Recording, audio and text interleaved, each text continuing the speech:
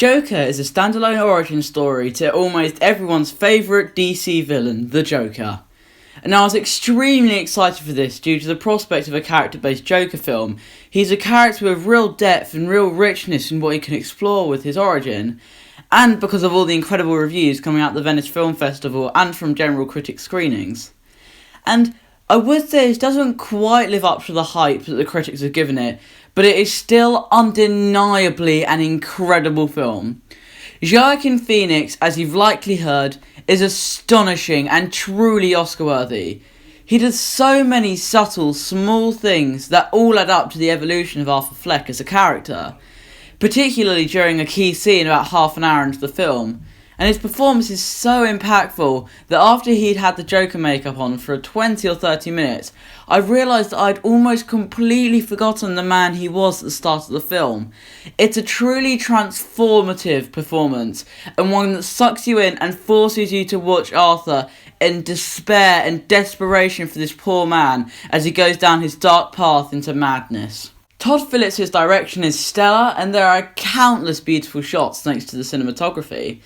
And Phillips clearly understands the dark, gritty and unflinching tone that this film needs, and it permeates through the whole film. You care and feel for Arthur until he goes over the edge and you are left in despair for him, all because of Phillips and Phoenix's brilliant understanding of the character. And the last 30 minutes have a very chaotic but also measured sensibility to them, just the way the Joker himself would have wanted it. And the very final scene takes on a very Joker-esque sarcasm that, again, feels exactly like the Joker. And in this way, it's brilliantly structured to tie to Arthur's darker side and to staples of DC history in ways that I will not spoil here. However, it is a very hard film to watch, and after a key scene half an hour in that I mentioned when talking about Phoenix's performance, the film has a dark, harrowing intensity that left me shaking for the whole film. It grabbed me and it didn't let go due to the edge it gave to the rest of the film, and the sudden snap that Arthur had to himself made it a very tough watch, but one that I think needs to be done for film lovers like me.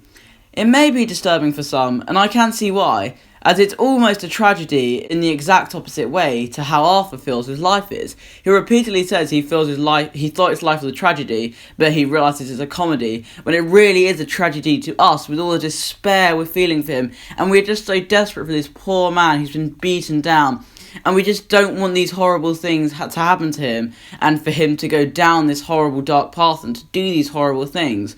But the film makes you watch, and because of that unflinchingness, it's truly, truly effective, and really, really tugs at your heartstrings, and just grabs you, and doesn't let go. And it has a harrowing score from Hilda Gudnadottir, full of crushing, desperate violin and cello themes that are enough on their own to make you cry. And as of making this review, it's been a night since I saw the film, and when I came out of the theatre, I thought the film was really good, but not amazing. But it's lingered in my mind in ways unlike any other comic book film. It's rapidly gotten better, and even though it didn't feel this way whilst watching it, looking back, it truly felt like an experience in character studies and the evolution, or in this case, de-evolution of a character into insanity. And no film this year has had such an effect on me to such a huge extent as Joker has.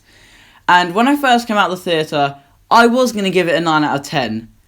But it has grown on me so much and lingered in my head in such brilliant ways and posed brilliant questions for me to ponder and consider, that I am going to give Joker a 10 out of 10. It is a truly brilliant film with a transformative, utterly compelling performance from Joaquin Phoenix, brilliant direction, and just a beautiful, harrowing script and score, as well as tone.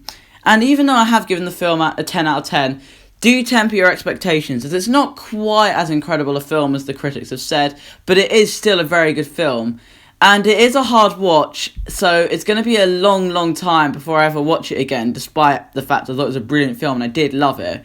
But I'm certainly not going to forget this anytime soon. That was my review of Joker, guys, and I hope you enjoyed it. Goodbye.